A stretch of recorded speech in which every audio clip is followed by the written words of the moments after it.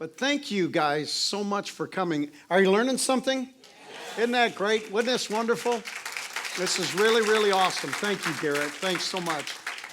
You know, tonight what we want to do is we want to give you an opportunity to be able to ask questions. And Tom has already told you that here in what we do with the business people is that the quality of your question will determine the quality not only of the answer, but it will determine whether or not that you can progress from where you are.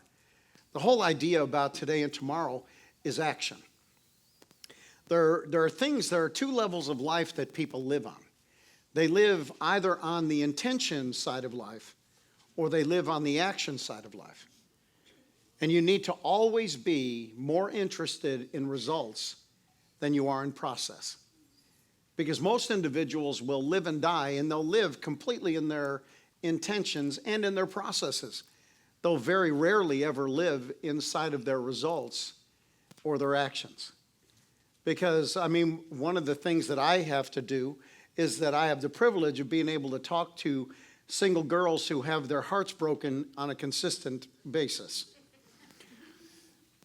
Because you want to date bad boys, but you want to marry good boys. So it just doesn't seem to work. But the thing is that girl, I have to tell the little ladies, I have to say, listen, ladies, a man is what he does. He's not what he says. A Christian is not what they believe. A Christian is what they do. So we're really action-oriented, and we want to be action-oriented this weekend for you. That's the reason why that I asked Garrett to be able to come. Most of the things that you're going to ask right now, I won't necessarily be able to answer them because Garrett knows more than me. Because if in fact that Garrett didn't know more than me, he wouldn't be here. Isn't that true? And so where I can kind of add a couple things, I'm really, really happy to do so. But Tom, let's begin. If you have a question that you would like to have answered, don't be silly. Just ask a good one. Tammy, you have a question, sweetie? How do you effectively and efficiently operate a multi-level marketing business, primarily online, engaging in sales more so than necessarily building a team? In other words, making more profit greater than or equal to that on which a team may be built. How do you market it successfully to people that you casually know or do not know at all, cost effectively in market advertising? So that's really specific, so that helps. Thank you, Tammy. First, so this is how I would do it. I'm not saying it's the only way to do it, but you become a thought leader that's going to add massive value to their life, especially online. So you've got to be an authority. How do you become an authority? You've got to claim it. You've got to own it. And you've got to be teaching on a regular basis and delivering that value into their life beyond just whatever the offering is with the multi-level marketing firm, but things that are going to improve their life and help them to become better human beings. Think about a great coach for a team, right? What do they do? They help people recognize more than they saw in themselves, and they supported them. And you can't treat it like a passive thing. This isn't a one-time thing and then you recruit and then hope it works out. It's very active that you continue to help them grow because it's about their personal development that's going to allow them to be seen by everyone else as what's going on with you, what's happening, and that's going to initiate the conversation a lot more than people that just, when you hear the saying cheap talk or talk is cheap talk is cheap. So when people try to memorize a script or use language, but it doesn't resonate at the core with who they are, or they don't truly believe, that fake it till you make it is very apparent. It has a scent to it. People recognize it immediately. Authenticity is the currency. So how can you help people be their authentic self and then focus on the Pareto principle? 20% of the people that you align with are going to do 80% of the value. The problem is most people spend the time with 80% of the people that are creating all the noise but aren't bringing the production. So that you actually say, I'm in the business of influencing influencers. If you want to be an influencer, if you want to have a business, if you want to make money, I'm going to give you the strategies. I'm going to introduce you to my network. I'm going to show you the people that got me there. And then you're going to lead people that way. So everything, if you're doing this online, is positioning, value, regular and consistent communication. And the art of this is how can you have a one-to-many conversation feel like a one-to-one conversation? That's the game changer.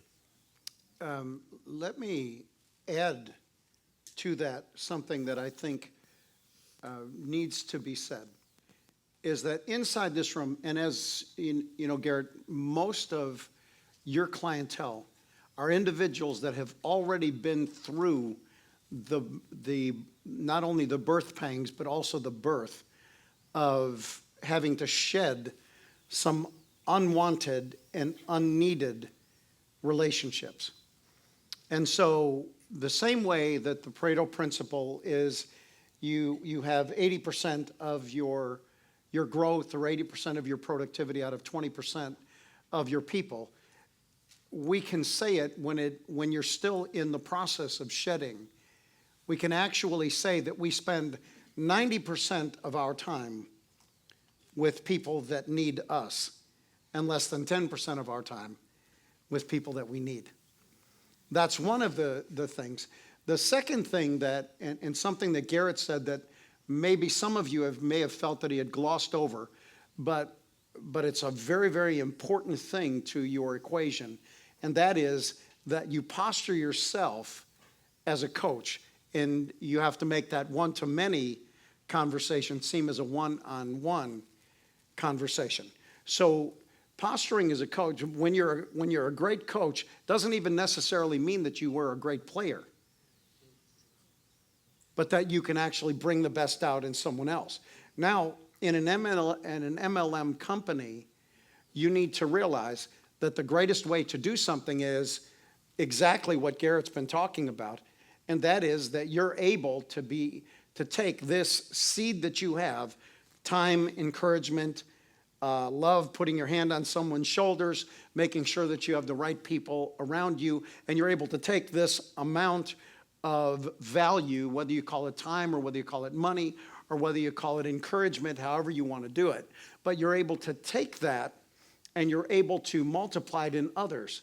And so when you mentioned the whole idea about really being a salesperson over the internet rather than actually being the coach, you have to realize that the more people that you have on your team, the more that you're going to be able to produce. Now, you also have the very thing which Garrett said, and that is that you spend the bulk of your time with the individuals that are producers and attempt to minimize your time with the people who don't have any intention of doing something except for to take something out of your group and to be able to use it or to take up your time. And so what Garrett has said is ultimately super valuable, but I also want you guys to really birth inside yourselves and in your lives. The idea is that the people that are the closest to you are the ones that determine the outcome of your life. You know, the more time that you spend with someone who can actually be a coach to you, you can then really become a player.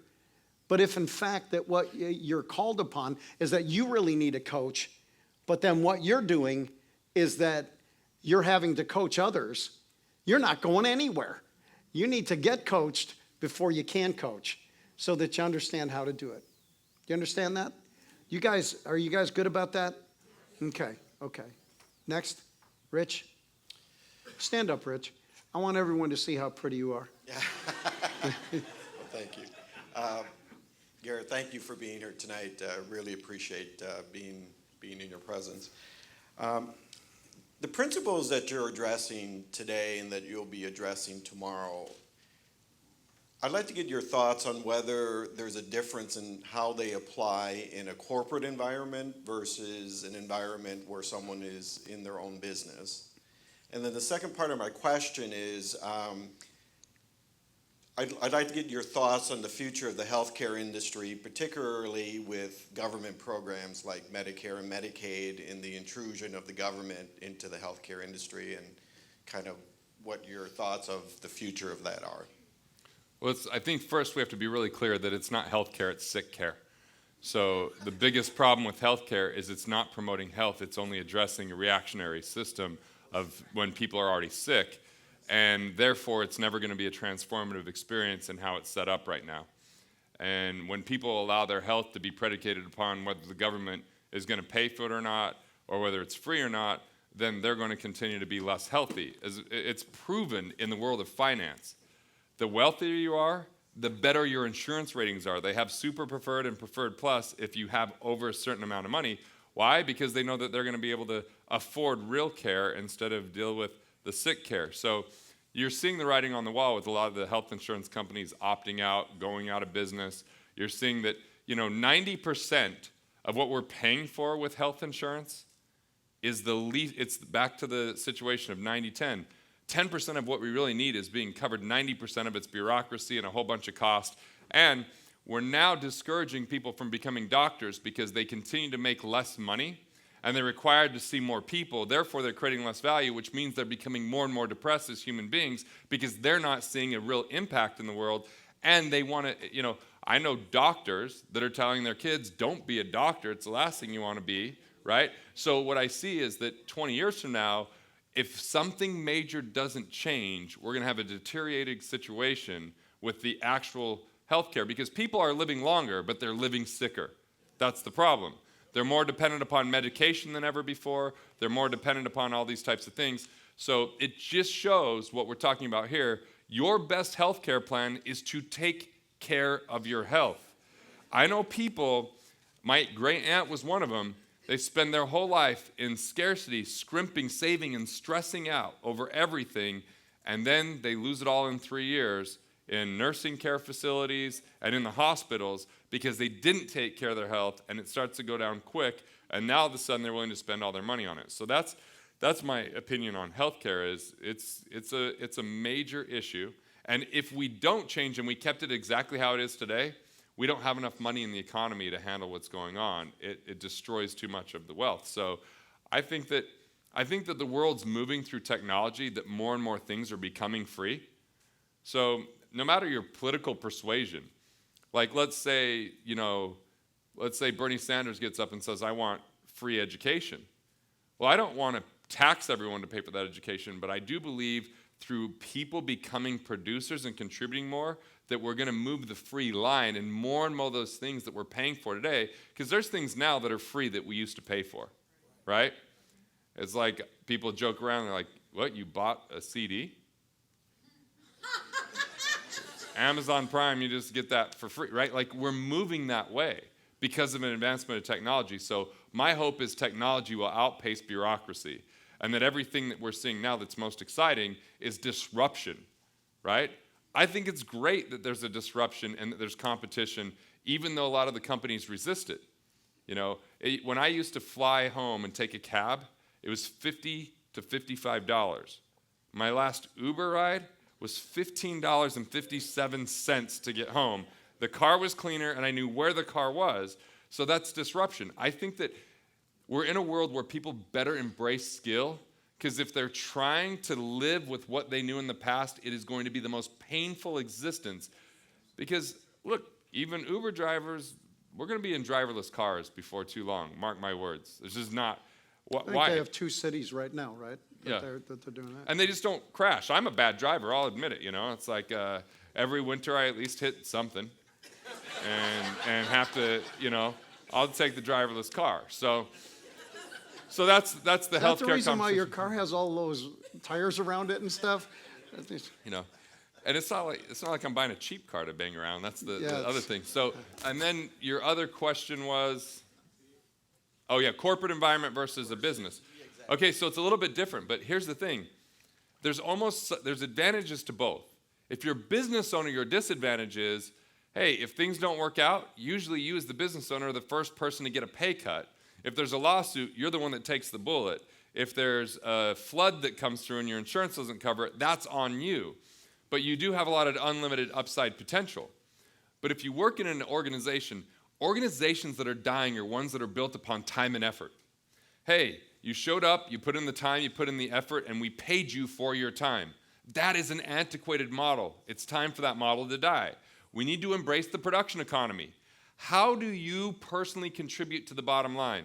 So most people don't think that way. If I can train someone to think that way, you can have a different conversation with your superiors and say, when I add to the bottom line, if I do this initiative and I take on the risk and I take the extra time to do it, but it adds, can I get a percentage of that upside? It doesn't always work. A guy that trained me, his name's Greg Marshall. When I signed up for the gym, I wanted a personal trainer, and he had read my book. So he was just the manager. He normally didn't do the training, but he started doing the training. He's making $1,000 a month being a manager over the personal trainers. So pretty smart, because I'm paying him to train me, but every time I'm he's like, so what would you do in this situation? The next thing I know, I'm coaching this guy. So we got him up to $10,000 to $12,000 a month with just simple strategies. Like everyone that comes to the gym gets an assessment, it's free. Everyone that comes, you do one training session with them because then I can see the value. Like just simple things like that. Had him write a book, had him do some basic things, right? Then they were opening for another gym. I said, why don't you go and have this conversation to get more upside potential and even be able to buy in? And they said no. So we helped him start a business. And he's making not quite as much yet because it's only a year in. He's not making $12,000 a month consistently. He's making like $8,500 to $9,000 a month, which is still 9 times higher when he was completely in the time and effort mentality. So it's either move up or move on. And look, I'm going to tell you, if I'm a business owner, which I am, and I'm interviewing someone, in our firm, the people that make a good 6-figure living are primarily based upon production. Our tech, some of the tech guys, some of the office managers that are on salary, they don't make 6 figures. Almost everyone else does. But they're paid for what they produce. You see that there's 3 things that come here. Number one is that the very thing that you're discussing is something that's currently happening in the church world. And the church world hates it because they don't want to get to that point to where people are rewarded according to their contribution. They still want to get into the time and effort idea. Secondly, is that the greatest person that you'll ever meet in your life is the individual that will grant you an opportunity. He shows you an opportunity. You showed that gentleman how he could actually make more money. You helped him make more money. They didn't want to cut him in, which was the dumbest thing they ever did. And then next, he's now their competition. And what he'll do is he'll blow the doors off them coming up here pretty soon. But the second most important the person you'll ever meet is a person who's chosen to live their life to solve the problems of others. So that when you go in, and Garrett spoke about it quite a bit tonight, and that is that you solve problems.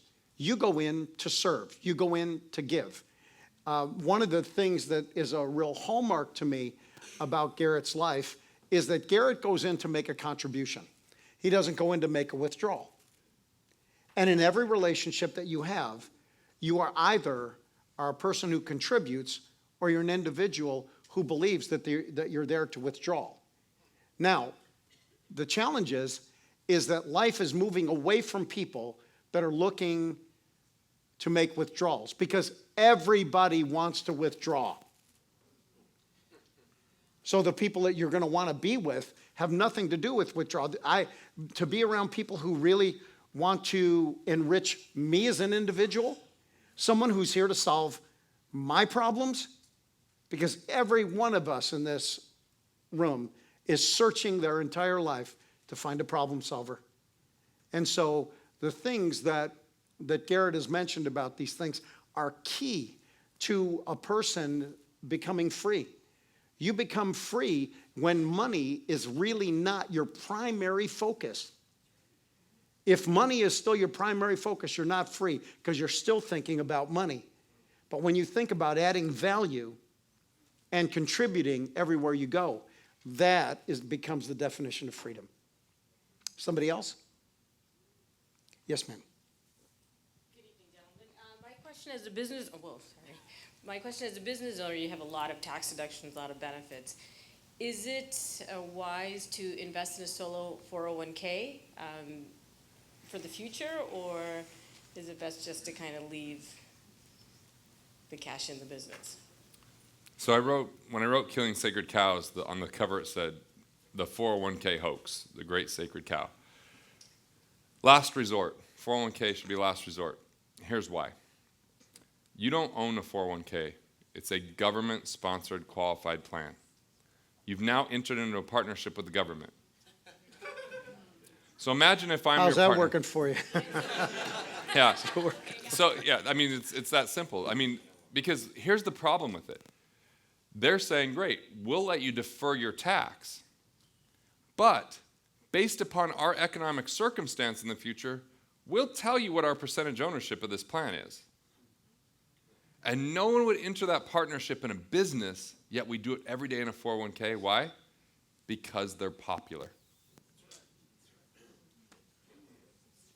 You know, there are people in this room, Garrett, and I don't know if you have any wisdom for this, but like even for me, I am bound to have to become part of that system.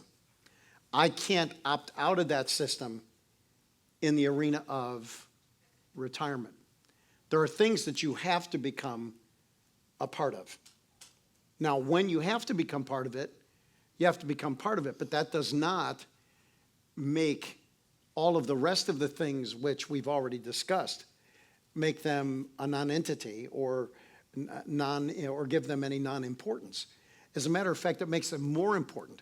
You know, if you remember something that Jesus said, he said, these things you ought to have done, but not left the others undone. So there are things that you have to do, and we all have to play this.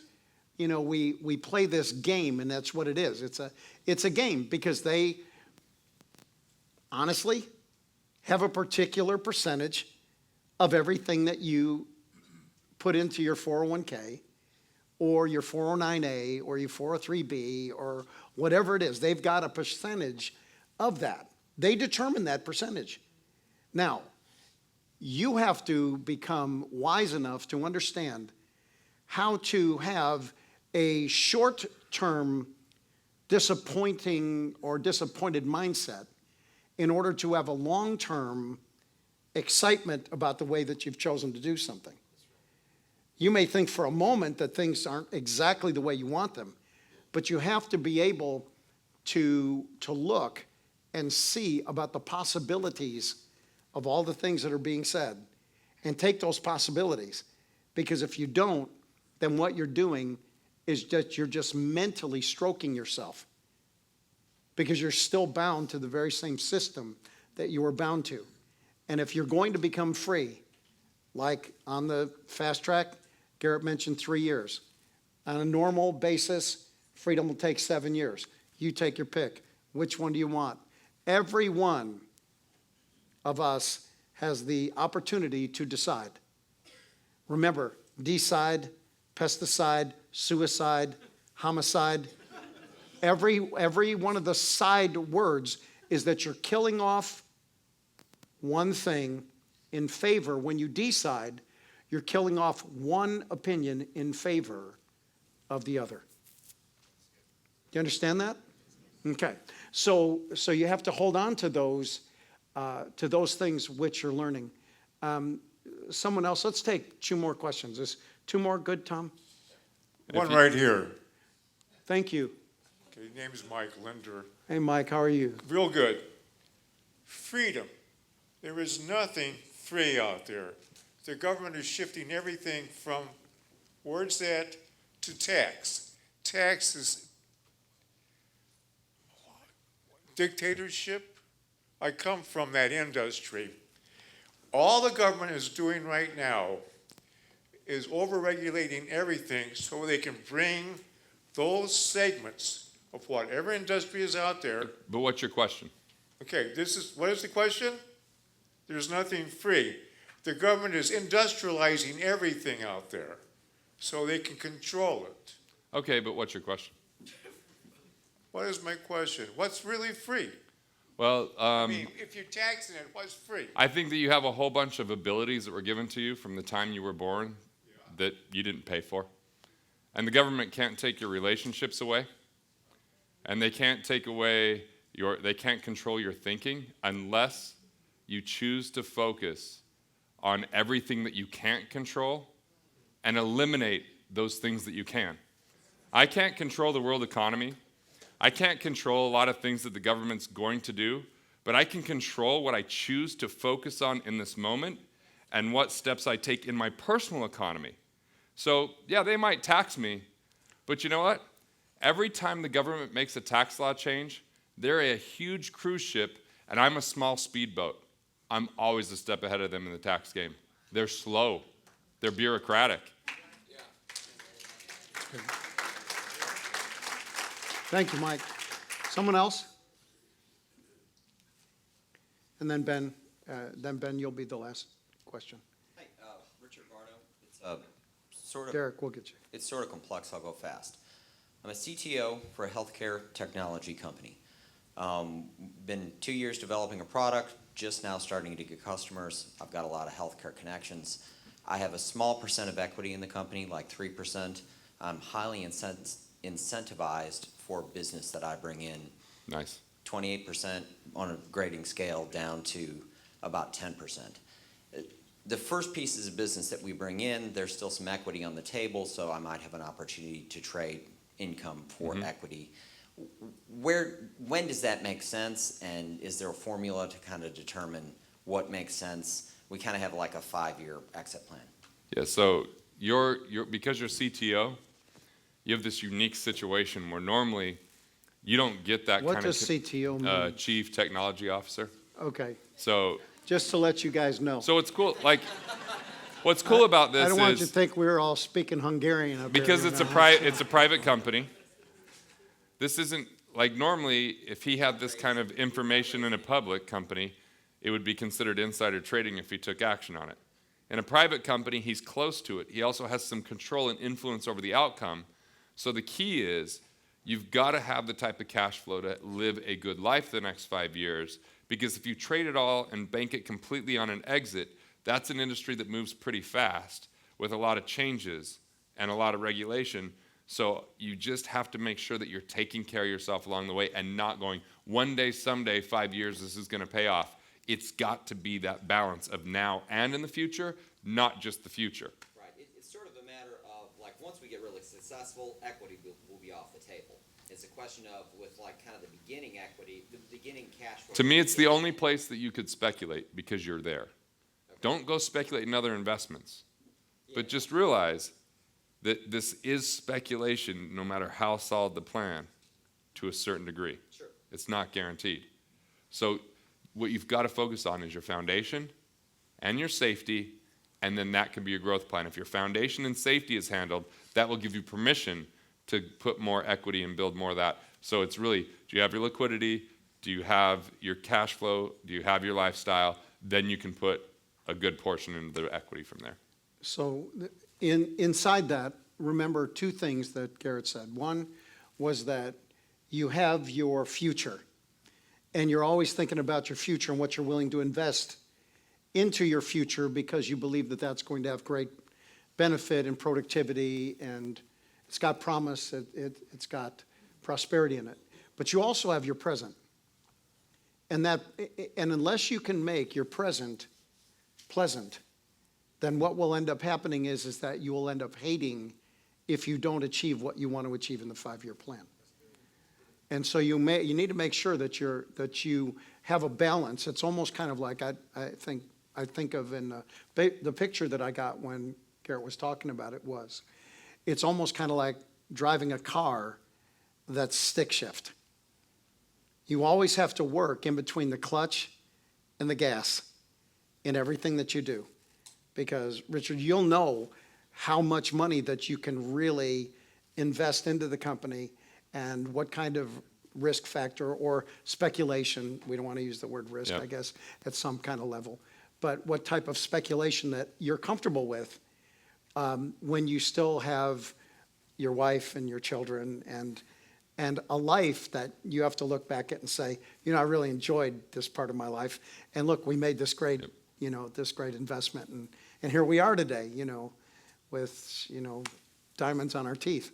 You know, it's You got to have a guardrail. You got to have your guardrails, because the biggest concern I have in your situation is if you can't recognize when it becomes a sunk cost if it doesn't work out. Right. Because you put so much in it that you're going to wheel it. You're going to do everything you can, so put your guardrails. Where are you tipping the balance too much, and you have to scale back. And think of it this way: how much do you have at stake to lose, and how much can you tolerate of that? What's your loss tolerance? Because your loss tolerance is more important to know than what your upside potential is. Most people focus on the prize without keeping their eyes on what's present right now. And I can probably, and I don't know that I've ever told Garrett about this, but I can actually, I'm a great case study on the seduction of overinvestment. When you become overinvested in relationship, in a business, in anything, when you become invested in it, you become its slave. And that's exactly what you don't want. Ben? Thank you, Pastor Robb. Question to Garrett very quickly. In an effort to stay current in economics and things that are happening in the world, what do you recommend in continuing your education? What publications, print publications, or do you subscribe to in order to stay current? So the problem with most publications, like if you went to the Zero Hedge blog, it's going to be extraordinarily biased against everything being destructed and decimated. And they're going to make amazing arguments on it.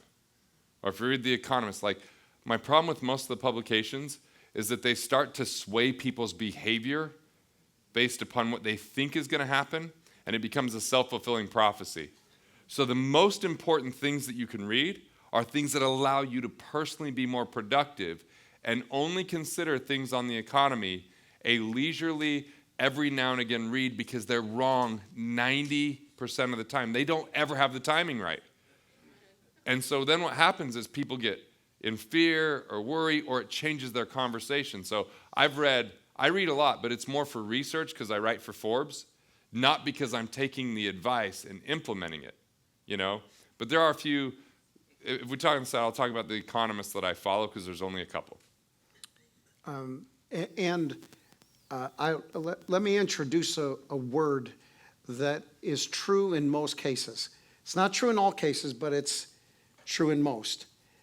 And that is, Garrett used the word biased, is that almost all of those blogs or magazines that you read, if you read them maybe twice, you'll begin to discover their bias. What the goal is that they're attempting to be able to achieve. Basically, they've prostituted themselves to a premise. And they've been purchased by a premise. Okay? So you want to make sure that you avoid that, and I think that that's going to be a super valuable thing. Yeah, and if we stop the camera, I'll just give you one huge piece of advice. I just don't want this on a recording. Okay, we'll do that in a second. Cool. We have one more question, and that. Okay, how are you? I just wanted to ask quickly: are self-directed IRAs a good tax avoidance vehicle for real estate? No. Okay. Okay. You mean you want the why too? Okay. Come on. You didn't say you had two questions, man. So You said you only had one question. Derek, come on, man. The exception is sometimes a Roth can be good. But here's my problem with other self-directed IRAs. If I'm buying a piece of real estate inside of a self-directed IRA, I lose all the tax deductions that come along with that real estate. And real estate is a capital gain asset. So if you've held it for longer than a year, rather than paying 40%, you might have just cut your taxes down to 20%. As soon as you put in a qualified plan, it's now back at ordinary income. So it changes the classification of that asset. And you have to ask yourself whether or not you want to do that. Yeah.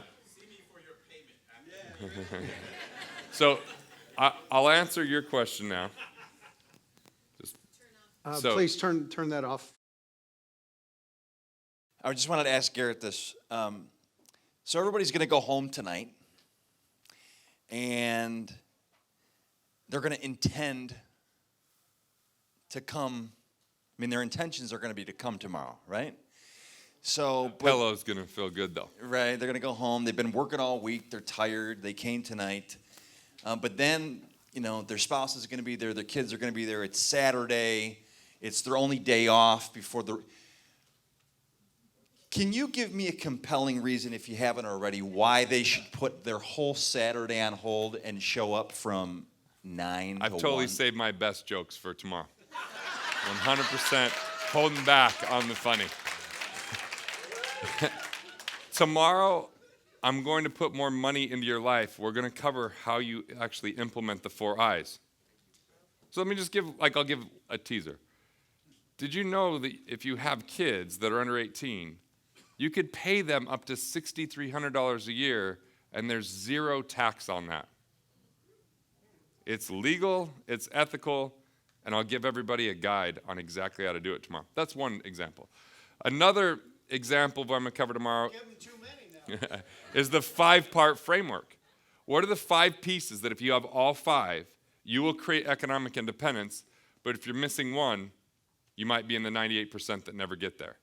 This has been my life's work. I'm sharing it. I've never shared it at Family Harvest, even though it's my 3rd time here, because I've been studying it relentlessly, and it's going to be crystal clear on exactly what to do. I'm going to give you the most ridiculous gift that you won't believe that I'm giving it to you tomorrow. An actual gift that you're going to, like some of you guys aren't going to believe, I'm going to walk up and say, no, it's literally a gift, but you just, so I'm going to give a killer thing to everyone that shows up tomorrow, in addition to the 4 I's, the 5-part framework, and the best jokes that I've never shared with you yet. All right, give it up for Garrett.